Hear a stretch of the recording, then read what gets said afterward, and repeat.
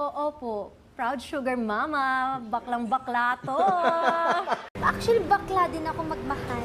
Bakla ako magregalo. Sobra. Ay.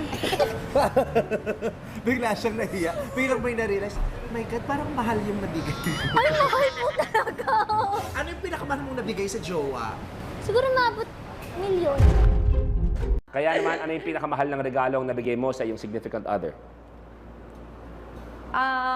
Hindi kasi kaya ako napatigil. Kino-compute ko kung ano yung mas mahal. Okay. Pagkasama na yung taxes o hindi, okay. Kung yung bagay ba o yung mga pinagsama-sama Pagkunenta na, oo. airplane ticket. Oo. Hindi, isang pinakamahal. Siguro watch.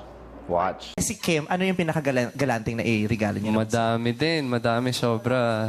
Ano? It's a tie kayong dalawan nito eh. Kotse din, binigyan ka rin ng kotse. Manu, Hindi, bakla kayo. ako dati. Ah, bakit kami? Huwag kang Kayo. ikaw na nga binigyan, nagreklamo ka pa. niya. Kasi ako takot na takot ako sa Birthday niya.